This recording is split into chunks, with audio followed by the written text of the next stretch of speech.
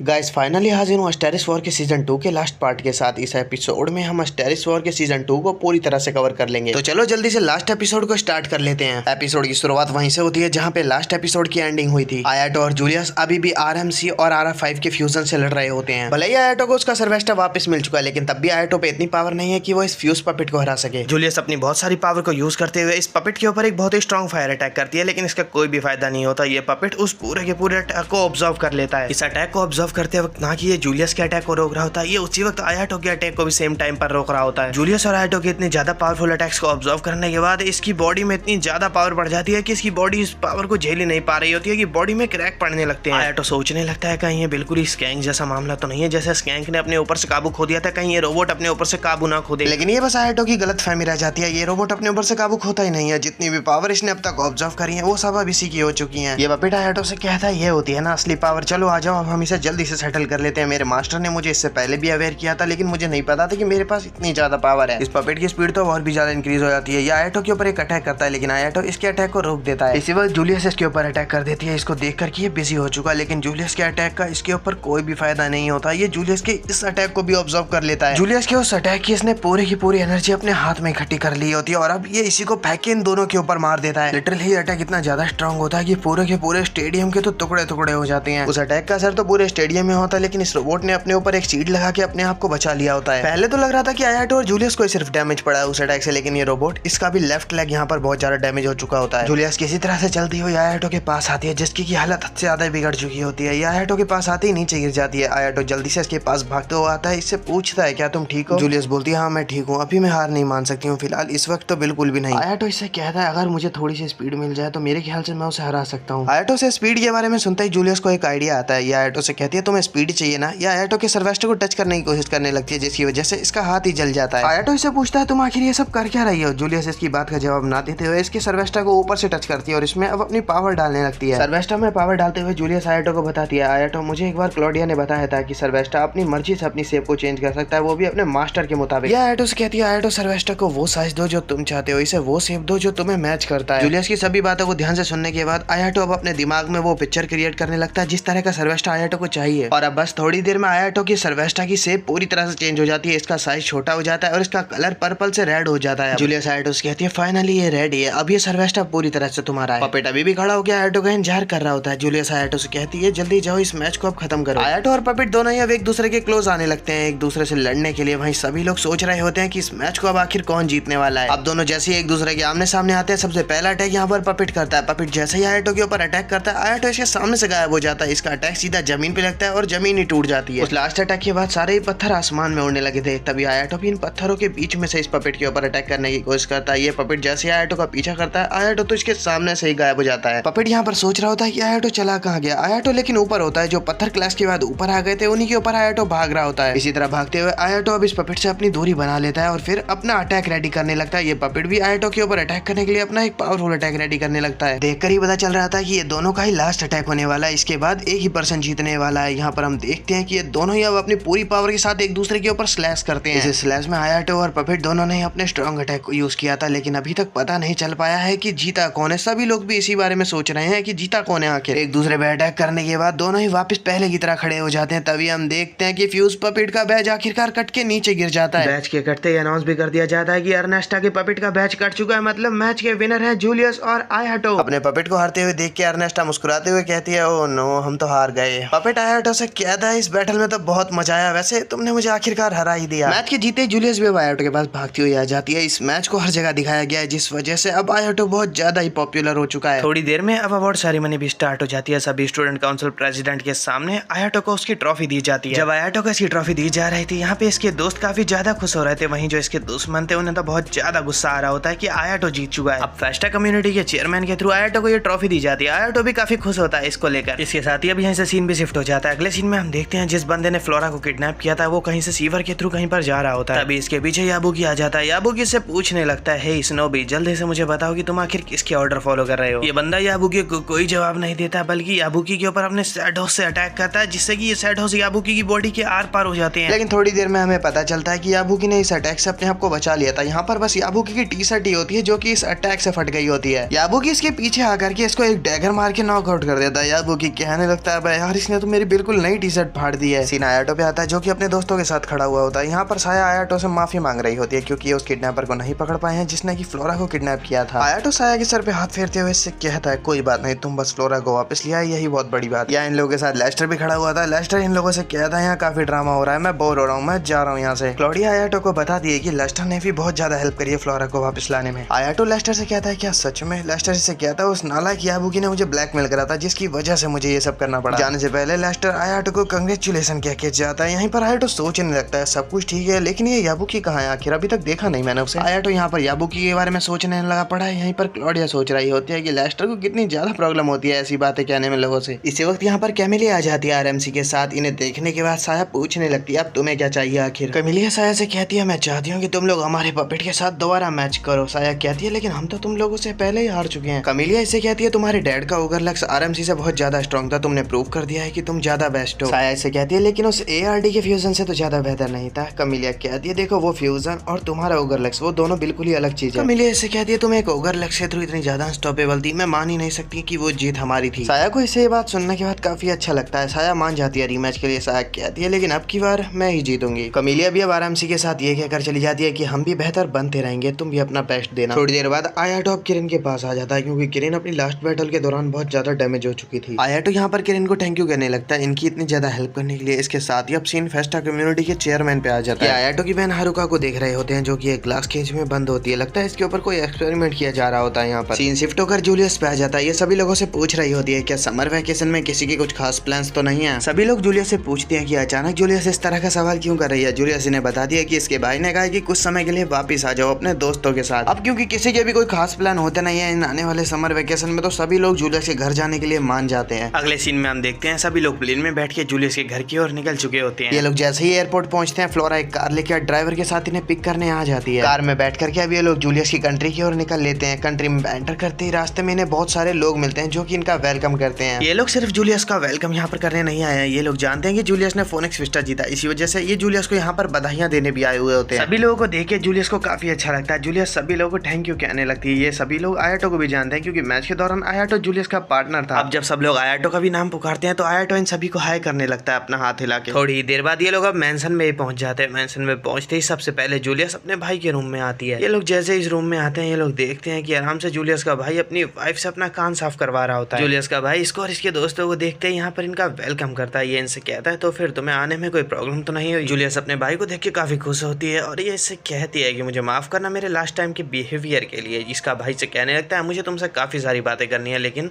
वो हम पार्टी के बाद करेंगे, तुम्हारी आने की खुशी में मैंने कल पार्टी रखी है यहाँ पर। जूलियस के दोस्तों को यहाँ पर देखने के बाद ये बंदा अपना इंट्रोडक्शन देता है। ये कहता है कि मैं यहाँ का किंग हूँ, मेरा नाम रॉबर्ट है और ये है मेरी वाइफ जिसका की नाम है मारिया। काफी देर तक बातचीत करने के बाद जूलियस का भाई इन लोगों से कहता है कि तुम लोग काफी लंबे सफर से आए हो तो अब तुम्हें आराम कर लेना चाहिए और हाँ जो तुम्हारे लिए पार्टी रेडी की गई है उसे अटेंड करना मत भूलना गलती से भी कल। तो अब अगले सीन में हम देखते हैं आयाटो और जूलियस बैठे हुए होते हैं। यहाँ पर जूलियस आयाटो को बता रही होती है कि कैसे इनकी कंट्री जो है वो किसी और कंट्री की गुलाम बनी हुई है। भले ये कंट्री है तो इन्हीं की लेकिन पूरी जो डोर है वो किसी और के हाथ में ही है। जो दूसरी कंट्री है वो इन्हें पूरी तरह कंट्रोल कर रही है। जूलियस यहाँ पर आयाटो को बता दिया कि इसका भाई इसकी जिम्मेदारियों को पूरी तरह नहीं समझता है, वो किंग बनने का कोई भी फर्ज सही से नहीं निभाता है। ये बताती है कि ये जो पूरा कंट्रोल इनके कंट्री का है वो दूसरी कंट्री के हाथ में इनकी गरीबी की चलते हुए चला गया है। जूलियस से बातें कर लेने के बाद आयाटो अब अपने रूम में जाने लगता है। तभी रास्ते में इसे फ्लोरा मिल जाती है। फ्लोरा इसे बताती है कि साया मिल नहीं रही है कभी, पता नहीं साया कहाँ चली गई है। ये उसके रूम में गई थी लेकिन वो थी नहीं। आयाटो इससे कहता है तुम चिंता मत करो, उसे मैं ढूंढ लूंगा, मुझे पता है इस टाइम वो कहाँ जा सकती है। फ्लोरा से इतना बोलने के बाद आयाटो रूफटॉप पे आ जाता है। यहाँ पर इसको साया मिल जाती है। साया को यहाँ पर देख के इसके पास आ जाता है। ये साया से पूछने लगता है तुम यहाँ पर क्या कर रही हो। साया इससे कहती है मुझे तुम्हें काफी टाइम से एक बात कहनी थी, क्या तुम मुझे माफ कर सकते हो। आयाटो इससे पूछता है तुम आखिर माफी किस चीज की मांग रही हो। साया इससे माफी मांगती है और कहती है कि मुझे माफ करो, मैंने तुम्हारे साथ उस वक्त छोड़ दिया था जिस टाइम तुम्हारी बहन तुम्हारे पास नहीं थी, मुझे उस वक्त तुम्हारे साथ रहना चाहिए था। साया इससे बोलती है वो तुम नहीं थे जिसने की मेरे से बात करना छोड़ा, वो मैं थी जिसने की तुमसे बात करना बंद कर दिया, वो भी बस थोड़े से ही टाइम के लिए, लेकिन फिर हमारी बात कभी हो ही नहीं पाई। ये बोलती है उस टाइम अगर मैंने तुम्हारा साथ नहीं छोड़ा होता और अगर मैं तुम्हारे साथ होती तो तुम्हारे बहन के जाने का तुम्हें ज्यादा दुख नहीं होता। उस टाइम तुम्हें बहुत ज्यादा पेन हुआ होगा जब तुम्हारी बहन तुम्हारे पास से चली गई। साया कहती है लेकिन फिर भी चाहे कुछ भी हो जाए तब मैं तुम्हें छोड़ के चली गई थी, लेकिन अब की बार मैं तुम्हें छोड़ के कहीं भी नहीं जाने वाली हूँ, मैं तुम्हारे साथ हमेशा रहूंगी। अब आयाटो इससे ये बात सुनने के बाद इसे थैंक यू बोलता है, कहता है कि तुम्हारा शुक्रिया, मुझे जब भी तुम्हारी हेल्प की जरूरत पड़ेगी मैं तुम्हें जरूर बताऊंगा। दोनों ही अब एक दूसरे से हाथ मिलाते हैं। आयाटो इससे कहने लगता है चलो हमारा सब लोग इंतजार कर रहे हैं, अब हमें यहाँ से चलना चाहिए। थोड़ी देर बाद ये सब लोग के पास आ जाते हैं डिनर करने के लिए। यहाँ डिनर टेबल पे क्लॉडिया सभी लोगों से पूछ रही होती है क्या तुम सब मेरे साथ ग्रिफिन पिस्टा में पार्टिसिपेट करना चाहोगे। ये सबसे पहले आयाटो से पूछती है तो क्या तुम पार्टिसिपेट करना चाहोगे। आयाटो कहता है मैं पहले जूलियस से कहूंगा, जूलियस अगर मेरे साथ पार्टिसिपेट करेगी इसमें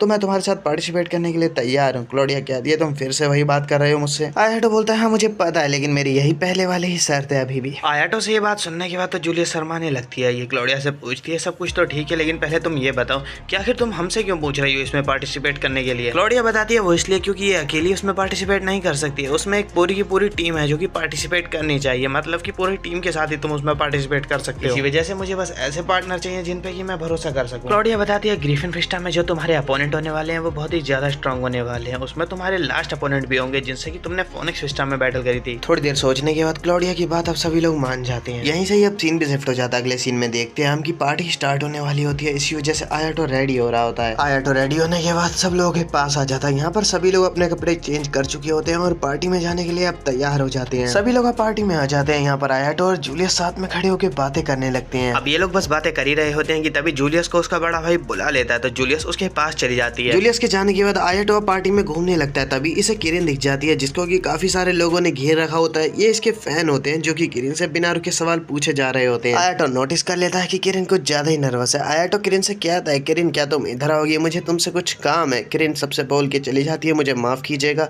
लेकिन मुझे यहाँ से जाना होगा। आयाटो को किरण थैंक यू कहने लगती है क्योंकि किरण को आयाटो ने बचा लिया। अभी दोनों ही बातें करते करते अब बालकनी में आ जाते हैं। आयाटो यहाँ पर किरण से कहने लगता है जैसा कि मुझे लगा था तुम इस ड्रेस में बहुत ही ज्यादा अच्छी लग रही हो। किरण आयाटो से कहती है क्या मैं तुमसे एक फेवर मांग सकती हूँ। आयाटो पूछता है तो फिर किस तरह का फेवर चाहिए आखिर तुम्हें। आयाटो इस बात को सुन के थोड़ा शर्माता है लेकिन फिर मान जाता है। किरण जैसे ही आयाटो का हाथ पकड़ती है तभी यहाँ पर साया भी आ जाती है। साया इनसे कहती है कि तुम ये क्या कर रहे हो, मुझे भी आयाटो तुम्हारा हाथ पकड़ना है। ये भी आयाटो का फिर ऐसे ही कह के हाथ पकड़ने लगती है। दोनों ही अब लड़ना चालू कर देती है कि आयाटो का हाथ पहले कौन पकड़ने वाला है। तभी यहाँ पर एक बंदा आ जाता है जो कहने लगता है तो आप हैं फोनिक्स फिस्टा के विनर, आपके आसपास तो बहुत ही सुंदर लड़कियां हैं। वैसे आयाटो इस बंदे से कहता है आपका शुक्रिया। ये बंदा आयाटो से कहता है अच्छा मुझे एक बात और आपसे कहनी थी, आप एक काम कीजिए आप ग्रिफिन फिस्टा में पार्टिसिपेट मत कीजिए वरना आपके लिए ठीक नहीं होने वाला है। इस बंदे के विचार तीनों को ही कुछ ठीक नहीं लग रहे थे, इसीलिए तीनों अब सतर्क हो जाते हैं। ये तीनों समझ जाते हैं कि ये बंदा कोई दुश्मन है इनका। ये बंदा आयाटो से कहता है आप लोगों को इतनी ज्यादा चिंता करने की जरूरत नहीं है, मैं तो आपके सामने बस अपनी रिक्वेस्ट रखने आया था। आयाटो से कहता है अगर मैं तुम्हारी बात को रिजेक्ट कर दूं तो। आयाटो से ये बात सुनने के बाद ये बंदा भी यहाँ पर बीस्ट समन कर लेता है। आयाटो से कहता है अगर आप ऐसा करते हैं तो आप लोगों को यहाँ पर प्रॉब्लम फेस करनी पड़ सकती है। ये बंदा तो इस बीस्ट को समन करके यहाँ से भाग जाता है। ये बीस्ट यहाँ पर अब तबाही मचानी चालू कर देता है। आयाटो यहाँ पर नोटिस करता है कि वो यहाँ पर अपना सर्वेस्टा लाया ही नहीं है क्योंकि पार्टी में वेपन अलाउ नहीं थे। वेपन आयाटो तो नहीं लाया लेकिन यहाँ पर साया लाई हुई है। साया छुपा के एक वेपन लिया आई थी। साया इस वेपन से इसके ऊपर अब अटैक करना चालू कर देती है। साया के अटैक से ये बीस्ट काफी ज्यादा ही डैमेज हो जाता है। तभी यहाँ पर तबाही हो जाने की वजह से जूलियस और क्लॉडिया भी आ जाते हैं। इन्हें काफी शोर सुनाई दे रहा था इस जगह से। ये दोनों जब यहाँ पर आते हैं तो देख के हैरान रह जाते हैं कि इतना बड़ा मॉन्स्टर यहाँ पर आखिर कर क्या रहा है। तभी आयाटो किरण से ये बोल के चला जाता है तुम यहीं पर रुको मैं बस अभी आता हूँ। आयाटो इस मॉन्स्टर के बिल्कुल सामने आके इससे फिजिकल पावर से अपनी लड़ना चालू कर देता है। लिटरली आयाटो इसको बहुत बुरी तरह पीट डालता है। तभी साया अपने पावरफुल अटैक से इसको वहीं पर खत्म कर देती है। जिस बंदे ने ये मॉन्स्टर समन करा था वो काफी दूर से सभी लोगों को देख रहा होता है। ये कह रहा होता है बिना वेपन के भी इन लोगों ने मेरे मॉन्स्टर को हरा दिया। इन लोगों में दम तो है लेकिन फिर भी मुझे ये जॉब कुछ खास पसंद नहीं है जो मैं अभी फिलहाल कर रहा हूँ। अब यहीं से अगला दिन लग जाता है। आयाटो और जूलियस के बड़े भाई के पास पूछने आए हुए होते हैं कि अटैकर की कोई डिटेल मिली जिसने कि इनके ऊपर लास्ट अटैक किया था पिछले दिन। इसका बड़ा भाई बोलता है अभी तक हमें कोई जानकारी नहीं मिल पाई है कि वो अटैक किसने किया था। रॉबर्ट इनसे कहता है इन सभी बातों को छोड़ो, मुझे तुमसे कोई जरूरी बात करनी है और ये बात करनी है अभी के लिए तो बहुत ज्यादा जरूरी हो चुकी है। जूलियस इससे पूछती है आखिर आपको क्या बात करनी है। रॉबर्ट बोलता है मैं चाहता हूँ कि तुम आयाटो से शादी कर लो। रॉबर्ट ये बात सुनने के बाद तो अब जूलियस हैरान रह जाती है। ये जल्दी से खड़े होकर शर्माते हुए बोलने लगती है आप आखिर ये किस तरह की बातें कर रहे हैं। आयाटो भी रॉबर्ट से बोलता है आपको मुझे लग रहा है कि कोई गलत फहमी हो गई है। जूलियस बोलने लगती है अगर आपको यही बातें करनी है तो मैं यहाँ से जा रही हूँ। रॉबर्ट बोलता है देखो शादी तो तुम्हें करनी ही पड़ेगी, ये सब मेरे हाथ में भी नहीं है क्योंकि तुम यहाँ के प्रिंसेस ऑफ कोर्स और हमारी कंट्री हमारे हाथ में नहीं है। जूलियस बोलती है लेकिन यह तो कोई सही बात नहीं है। रॉबर्ट बोलता है देखो शादी तो तुम्हें करनी पड़ेगी, या तो तुम आयाटो से कर लो या फिर किसी और से कर लो। अपने भाई से ये सारी बातें सुनने के बाद जूलियस को इतना ज्यादा गुस्सा आ जाता है कि जूलियस यहाँ से गुस्से में चली जाती है। जूलियस के जाने के बाद रॉबर्ट अब आयाटो से पूछने लगता है क्या तुम जूलियस से शादी करना चाहोगे। वैसे हम पे पैसों की भले ही कमी है लेकिन लेकिन फिर भी हम तुम्हारा एक अच्छा लाइफस्टाइल मेंटेन करने में कोई कमी नहीं छोड़ने वाले हैं। आयाटो इसे यहाँ पर मना कर देता है। रॉबर्ट इसे बोलने लगता है जैसे तुम्हारी इच्छा, अच्छा एक काम करो तुम जाके जूलियस को मनाओ। ये जूलियस की लोकेशन आयाटो को बता देता है। ये बताता है कि जूलियस को जब भी गुस्सा आता था वो ऑर्फनेज के बच्चों के साथ जाके खेलने लगती थी। रॉबर्ट आयाटो को ऑर्फनेज का रास्ता बता देता है जिसके थ्रू आयाटो अब ऑर्फनेज में आ जाता है। आयाटो जैसे यहाँ पर आता है, आयाटो देखता है जूलियस यहाँ पर काफी सारे बच्चों के साथ स्नोबॉल फाइट खेल रही होती है। आयाटो इन सबको अब छुप के देखने लगता है। तभी एक बच्चा आयाटो को देख लेता है। ये आयाटो को जानता है क्योंकि आयाटो हाल ही में काफी फेमस हो चुका है। ये आयाटो से बोलने लगता है ये तो आमागिरी आयाटो है ना। आयाटो का नाम इस बच्चे से सुनते ही जूलियस भी अब आयाटो को देख लेती है। सभी बच्चे भी आयाटो का नाम सुनते ही इसके पास जाने लगते हैं। बच्चों के साथ थोड़ी देर बातें करने के बाद आयाटो और जूलियस अब दोनों ही साथ में यहाँ से जाने लगते हैं। रास्ते में चलते हुए जूलियस आयाटो को अपने शहर के बारे में और अपने लोगों के बारे में बताती है। ये बताती है कि इनके हालात अभी किस तरह के चल रहे हैं। तभी इसके बगल से एक गाड़ी निकलती है जिसे देखने के बाद तो जूलियस काफी ज्यादा हैरान रह जाती है। जो लड़की इस कार में बैठी हुई थी ये जैसे ही कार से उतरती है जूलियस इसका पीछा करने लग जाती है। यहाँ पर जूलियस काफी जल्दी में भाग रही होती है जिसे देखने के बाद आयाटो इससे पूछने लगता है कि आखिर हुआ क्या, कुछ तो बताओ। लेकिन जूलियस इतनी जल्दी में होती है कि ये इसे कुछ भी नहीं बताती है। इस लड़की का पीछा करते करते जूलियस अब एक बिल्कुल ही खाली जगह पे आ जाती है। आयाटो भी इसके साथ ही होता है। यहाँ पर जिस लड़की का जूलियस इतनी देर से पीछा कर रही है अब वो बिल्कुल इसके सामने होती है। जूलियस इसे देख के इससे बोलने लगती है तो ऑर्फेलिया, हमें मिले हुए काफी ज्यादा टाइम हो चुका है ना। आयाटो जूलियस के मुंह से ऑर्फेलिया का नाम सुन के हैरान रह जाता है। ये बोलता है क्या तुमने अभी ऑर्फेलिया कहा। जूलियस ऑर्फेलिया से कहती है मुझे ये तो उम्मीद थी हम मिलेंगे जल्दी, लेकिन यहाँ मिलेंगे ये मुझे बिल्कुल भी उम्मीद नहीं थी। ऑर्फेलिया इससे बोलती है जूलियस आखिर मुझे तुम्हें कितनी बार समझाना पड़ेगा कि तुम्हें मेरी चिंता करने की कोई भी जरूरत नहीं है। जूलियस इससे बोलती है मुझे तुम्हारी बातों से कोई भी फर्क नहीं पड़ता। ये ऑर्फेलिया से कहती है जल्दी सब तुम वापिस आ जाओ क्योंकि जिस दुनिया में तुम रह रही हो वो तुमसे बिलोंग तो बिल्कुल भी नहीं करती है। ऑर्फेलिया इससे कहती है देखो मैं बस अपनी डेस्टिनी को फॉलो करती हूँ और तुम मुझे नहीं रोक सकती हो, तुम इतनी स्ट्रांग नहीं हो कि तुम मुझे रोक सको। जूलियस ऑर्फेलिया से बोलती है वो अच्छा ऐसी बात है लेकिन अब की बार मैं तुम्हें जरूर रोकूंगी। ऐसा बोल के जूलियस ऑर्फेलिया के ऊपर अपना एक अटैक कर देती है। जूलियस का ये अटैक था तो काफी ज्यादा स्ट्रांग, लेकिन ऑर्फेलिया इसे अपने कुछ टेंटिकल्स की मदद से बहुत आसानी से रोक देती है। जूलियस के इतने ज्यादा स्ट्रांग अटैक को इतनी ज्यादा आसानी से बेकार होते हुए देख के आयाटो को जहाँ बहुत ज्यादा झटका लगता है जूलियस को वही चिंता होने लग जाती है। अब ऑर्फेलिया जूलियस से बोलती है जूलियस मेरी बात को समझो, तुम मेरी डेस्टिनी को चेंज नहीं कर सकती हो। जूलियस ऐसे बोलती है अच्छा तुम्हें क्या लगता है मैं इतनी आसानी से हार मान लूंगी। अब जूलियस अपना सबसे पावरफुल अटैक ऑर्फेलिया के ऊपर कर देती है, मगर जूलियस के इस अटैक को भी ऑर्फेलिया बहुत आसानी से रोक लेती है। लिटरली जूलियस के इस अटैक को ऑर्फेलिया अपने बस एक हाथ से ही रोक देती है। जूलियस और आयाटो इसे देखने के बाद तो काफी ज्यादा हैरान रह जाते हैं। आयाटो बोलता है इसने तुम्हारे अटैक को बहुत आसानी से डिस्ट्रॉय कर डाला। ऑर्फेलिया जूलियस से बोलती है तुम अभी भी बहुत ज्यादा कमजोर हो जूलियस। ऑर्फेलिया जूलियस के ऊपर अब अपने टेंटिकल जैसे हैंड से अटैक कर देती है। ये जूलियस को अपने हैंड से पकड़ के उठा के दूर फेंक देती है, लेकिन जूलियस नीचे गिरती से पहले आयाटो इसे कैच करके बचा लेता है। ऑर्फेलिया आयाटो को जूलियस को बचाते हुए देख के इसे पूछने लगती है तो क्या तुम मामागिरी आयाटो हो। आयाटो इससे बोलता है देखो तुम जीत चुकी हो पहले ही, तो अभी इसे बंद कर दो जो ये तुम्हारे अटैक्स हैं। ऑर्फेलिया इससे बोलती है मुझे माफ करना लेकिन ये मेरे कंट्रोल में नहीं है, एक बार अगर ये एक्टिवेट हो जाए तो मैं इन्हें काबू नहीं कर पाती हूँ। ऑर्फेलिया की ये जो टेंटिकल्स होते हैं ये आयाटो के ऊपर खुद अटैक करने लग जाते हैं। आयाटो इन्हें रोकने की भी कोशिश करता है, काफी हद तक आयाटो इन्हें काटता है लेकिन इसका कोई फायदा हो ही नहीं रहा होता है। आयाटो ऑर्फेलिया से लड़ते हुए सोचने लगता है मेरा और इसका कोई मुकाबला ही नहीं है, ये लड़की मेरे से बहुत ज्यादा स्ट्रांग है, मेरे तो इसके सामने जीतने की 0% चांस है। ऑर्फेलिया के जो टेंटिकल्स होते हैं इन्होंने तो आयाटो की हालत ही बिगाड़ दी होती है। अब बस आयाटो यहाँ पर बेहोश होने की हालत में ही होता है। तभी यहाँ पर एक बंदा आ जाता है जो कि आखिर के ऑर्फेलिया को रोक देता है। पहले कोई और नहीं है तो वही है जिसने कि आयाटो और जूलियस के ऊपर लास्ट नाइट अटैक करा था। ये बंदा ऑर्फेलिया से बोलता है प्लीज आप मेरी बात सुनिए,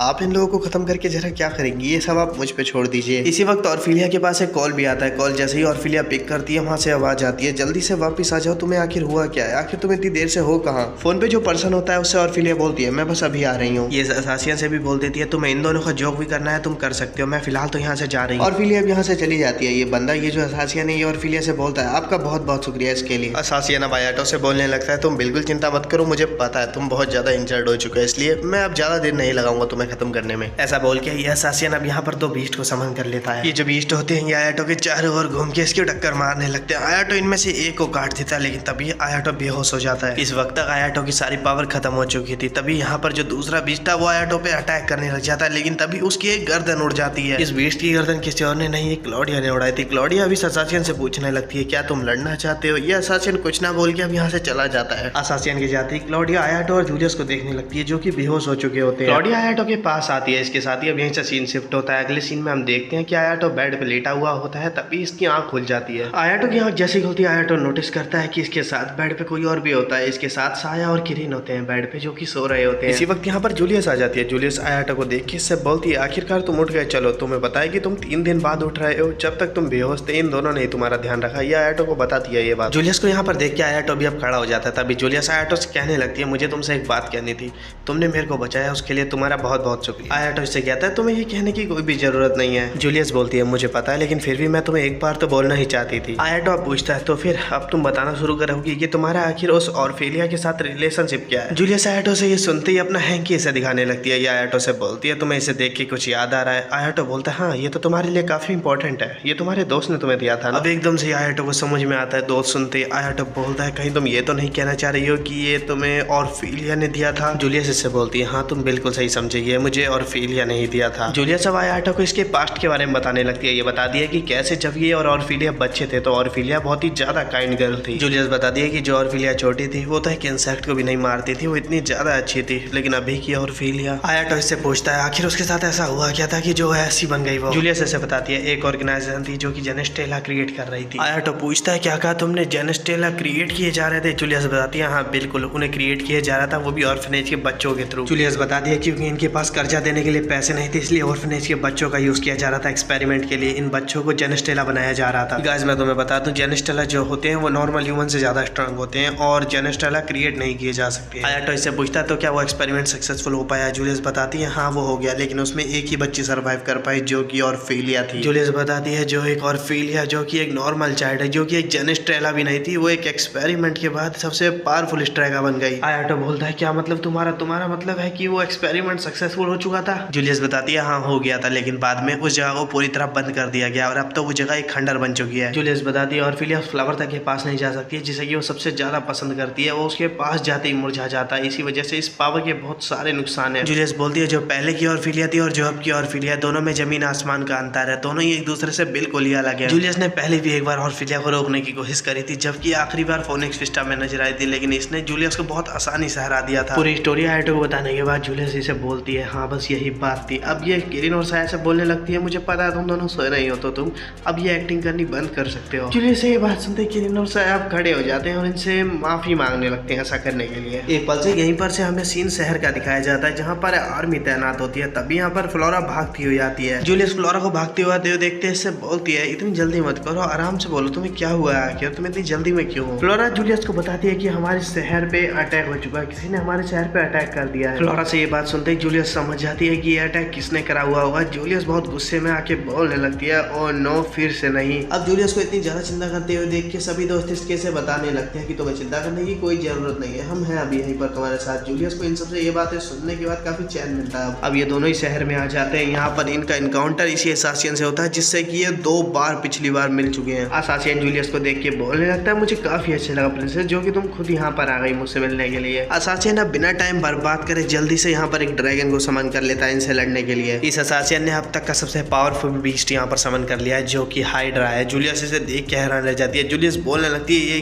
क्या ये हाइड्रा है। ये ड्रैगन बस अपने एक फायर अटैक से सिटी का बहुत बड़ा हिस्सा डिस्ट्रॉय कर डालता है। अब ड्रैगन के इतने पावरफुल अटैक को देखने के बाद आयाटो ड्रैगन से खुद ही लड़ने चला जाता है और जूलियस से बोलता है कि तुम यहीं पर वेट करो। ड्रैगन के पास आते ही आयाटो इसके साथ शॉर्ट रेंज में फाइट लेने लगता है, लेकिन यहाँ पर इसे फाइट लेने में बहुत ज्यादा प्रॉब्लम फेस करनी पड़ रही होती है, क्योंकि ड्रैगन के बहुत ज्यादा ही सर होते हैं। आयाटो इस ड्रैगन का एक सर काट रहा था तो ये दूसरे से अटैक कर रहा था, दूसरा काट रहा था तो ये तीसरे से अटैक कर रहा था, और जो सर कट रहे थे वो भी वापस रीजनरेट हो जा रहे थे बार बार। आयाटो इस ड्रैगन से लड़ तो रहा था पर वो सभी से नहीं लड़ पा रहा था, तो साया भी अब इसे लॉन्ग रेंज में कवर देने लगती है। ये बहुत सारे सरों को इसके दूर से ही उड़ाने लगती है। आयाटो और साया दोनों मिलकर के बहुत अच्छे टीम वर्क के साथ इस ड्रैगन के सारे ही सर उड़ा देते हैं, ओनली एक सर रह जाता है। लास्ट सर के बचते ही जूलियस भी इसके ऊपर अपना सबसे स्ट्रॉन्ग का अटैक कर देती है, जो कि जूलियस बहुत देर से रेडी करने में लगी हुई थी जब से आयाटो लड़ रहा था ड्रैगन से। जूलियस के अटैक के बाद ये ड्रैगन तो बहुत ज्यादा पेन में होता है। इसी वक्त आयाटो अपने सर्वेस्टा से इस आखिरी ड्रैगन के बचे हुए सर को भी उड़ा देता है। इसी वक्त ये ड्रैगन अब खत्म हो जाता है। ड्रैगन के खत्म होते ही सीन शिफ्ट होकर किरिन पे आ जाता है। किरिन के सामने असासिन खड़ा हुआ होता है। असासिन यहाँ से फिर से भागने की फिराक में था, लेकिन किरिन ने इसे पकड़ लिया है अब की बार। असासिन किरिन से बोलता है, यंग लेडी क्या तुम मुझे इतनी आसानी से पकड़ सकती हो? तुम्हें ऐसा लगता है? किरिन इससे कहती है, मुझे पहले ही पता था तुम यहीं से निकलने वाले हो, इसी वजह से मैं तुम्हारा इतनी देर से यहाँ इंतजार कर रही थी। असासिन अब बस किरिन से लड़ने के लिए भी यहाँ पर एक बीस्ट को टेम करने वाला ही होता है। इसी वक्त किरिन इसके पीछे अपनी स्वॉर्ड लगा देती है और इसको नॉकआउट कर देती है बस एक बार में। इसके साथ ही अब असासिन पकड़ा जाता है और असासिन के पकड़े जाने के साथ ही सीन शिफ्ट हो जाता है। सीन शिफ्ट होता है, यहाँ पे हम देखते हैं क्लॉडिया और उसके फादर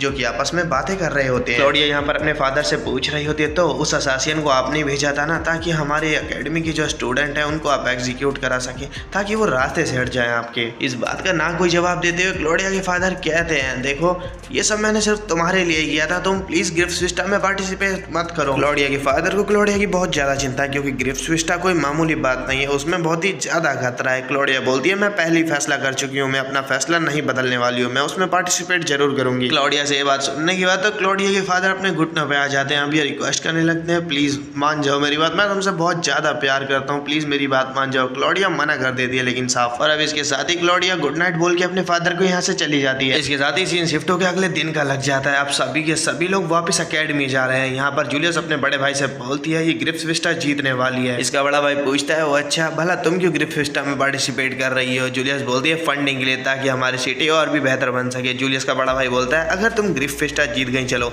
तो फिर मैं पूरी की पूरी कोशिश करूंगा एक अच्छा किंग बनने की और अपनी कंट्री को अच्छे से रोल करने की। जूलियस ऐसे बोलती है, ठीक है फिर अपना वादा मत भूलना, मैं गिफ्ट स्विस्टा जीतूंगी जरूर। सभी लोग इनको बातें करते हुए देख के सोचने लगते हैं और बोलने लगते हैं एक दूसरे से। ये दोनों ही भाई बहन एक दूसरे की बहुत ज्यादा केयर करते हैं। आयाटो भी इन दोनों को देख रहा होता है। इसी वक्त आयाटो के पास एक कॉल आता है, ये स्टूडेंट काउंसिल चेयरमैन का होता है। ये इसे जल्दी से जल्दी बुलाते हैं, आयाटो इधर आओ जल्दी से, तुम्हारे लिए बहुत ही इंपॉर्टेंट न्यूज है। आयाटो चेयरमैन की बात सुनते हुए जल्दी से निकल जाता है। ये सबसे पहले वापिस आने के बाद चेयरमैन से ही मिलता है। चेयरमैन इसकी मुलाकात करवाते हैं इसकी बहन हारुका से। ये आयाटो से बोलते हैं, हमें हारुका मिल तो गई है लेकिन हमें ये नहीं पता कि ये होश में कब आने वाली है। ये काफी लंबे टाइम से कोमा में है लेकिन फिर भी ये अभी जिंदा है, हमें ये तो पता चल चुका है। चेयरमैन की सारी बातों को ध्यान से सुनने के बाद आयाटो को पता चलता है कि इसकी बहन का कोमा से बाहर आना बहुत ही ज्यादा मुश्किल है। चिंता में आयाटो टेरिस्ट पे आ जाता है। अब ये टेरिस्ट पे आके जस्ट बैठा ही होता है कि तभी इसके सामने एक लड़की आ जाती है। ये यहाँ पर आगे बोलती है, अगर तुम चाहो तो मैं तुम्हारी बहन को ठीक कर सकती हूँ। आयाटो इससे ये बात सुनते ही इससे पूछता है, वो अच्छा क्या सच में? पहले तुम ये बताओ कि आखिर तुम हो कौन? ये लड़की जब आयाटो को अपनी आइडेंटिटी बताती है तो आयाटो को पता चलता है कि ये तो वही है जिसने ये ऑर्फिलिया की आइडेंटिटी बिल्कुल ही चेंज कर डाली थी। इसके साथ ही सीन फिर से चेंज हो जाता है। सीन चेंज हुए सीधा क्लोडिया पे आ जाता है। यहाँ पर इसके सभी दोस्त इसके सामने खड़े हुए होते हैं। सबसे पूछती है,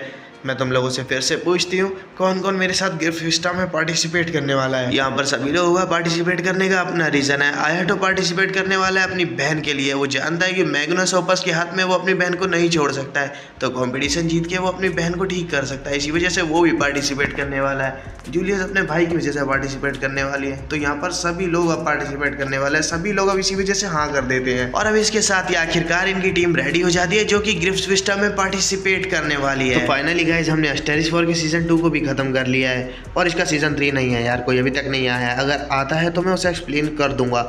और फैमिली ऑफ जीरो के लिए काफ़ी सारे कमेंट कर रहे हैं लोग, तो उसे मैं जल्दी से जल्दी रेडी करके देता हूँ, तुम टेंशन मत लो। तो चलो मिलते हैं किसी और एनीमे के किसी और एपिसोड में, तब तक के लिए टाटा बाय बाय।